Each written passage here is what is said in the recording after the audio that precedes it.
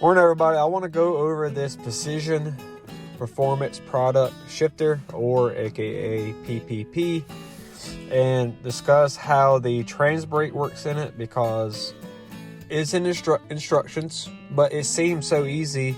I just looked up how to wire it, and I didn't know the internal mechanisms of it. So, brief description of the car. It's a 2002 Trans Am. I have a 6.0 being built for the car. Hopefully in the next 5 years, actually be able to put like a forced induction kit on it. Everything is being built to do that in the future. But stock 4.8, everything's controlled by a Holley Terminator X, so engine management, and the transmission is a 4L80. I rebuilt the 4L80 myself, but I purchased the rebuild kit from Jake's Performance. It is a do-it-yourself kit. It is a stage 3, and I also bought the trans brake. So saying all that, when I ordered this PPP shifter, Precision Performance product, I ordered it just normal, standard shift pattern. It wasn't reverse, not that crazy. This car is mostly street driven. As you can see, park, and then we got reverse. I did order it with the line lock feature, and I think it already comes with trans brake. I can't remember 100%. So I did label line lock, and the way I have line lock, I have it off of a master, and then you can actually hear the solenoid. And then it came with some wires. You can barely see them down here. The wires is just like power, reverse, and ground, something like that, or trans brake. Anyways, it's like 3 or 4 wires. That's pretty simple. But what I didn't know is how the trans brake worked with the shifter.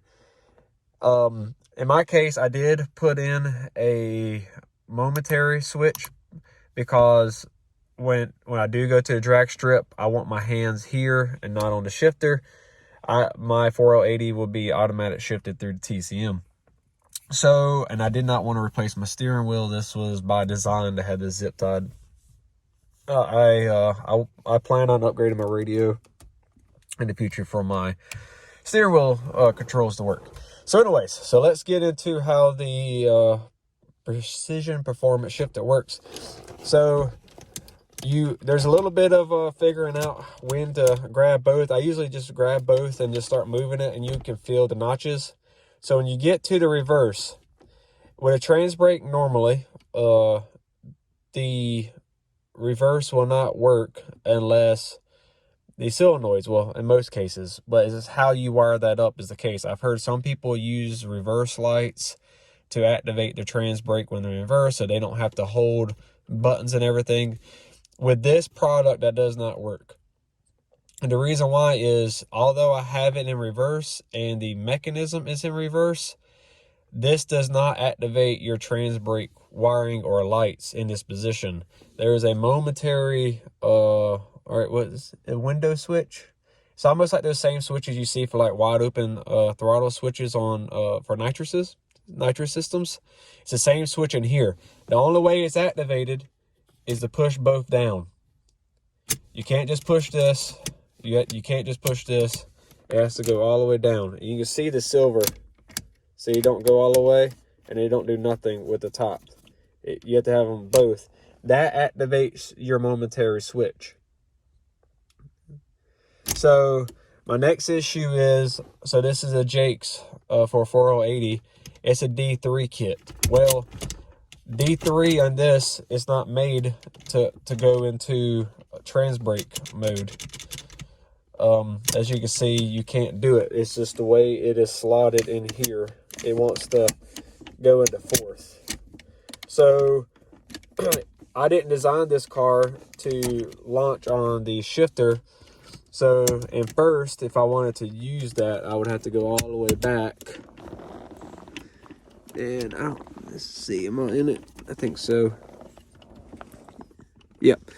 And then I could press both, and now trans brake is activated in first, and then it would have to launch second, third. So I'll give you a demonstration of how this car works. I did fire it up once and then I decided to do the video.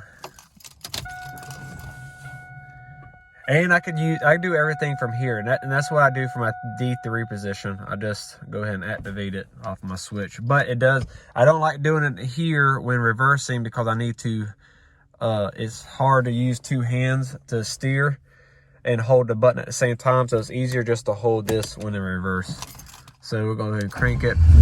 This car is untuned. It's all just tuned by the Holly right now. So it runs, as you can see, super rich, and it didn't help that I cranked it up and then cut it off earlier. But right now it's an open loop and it's just rich as all get out. So anyways, I'll show you. We move it to reverse. Literally, the car does nothing. Now as you can see, the car jolted and we're reversing. And then I'll show you, let go of it. I'll press the button, same thing. And pretty much what I have is this wire is connected into the same output as this. So they're just kind of wired together. So both of them will work. It's just how do you want to do it? Like I said, it's just hard. This is mostly a street cruiser to back up and into parking spaces and keep your hand on it all the time. I found this is a lot easier to use. Oh, since the car isn't warmed up, I'm not gonna demonstrate. Well, you know what, I will. I don't care. So I'm in D3 or 3. I go ahead, I'll press the trans brake. The car kind of just settled. And there we go. I will tell you one thing else about this trans brake. It's rich as all get out right now. Is it is slow to activate off of what you want to call it, the way Jake recommends it, and I think a lot of it's for to do it yourselfers. Is because what he does is he uses it's the EPC, I think it's the EPC valve. It's the valve that controls all your line pressure and everything. That's computer controlled, and he gets you to cut a slit in one of the grooves in it, and that is to have manual control, or it's bypassed control of your line pressure. Pretty much everything is off of your pump. So without RPM, you really do not build a lot of line pressure. So that's why initially the trans brake takes about a half a second at idle to activate. Where was I going with that?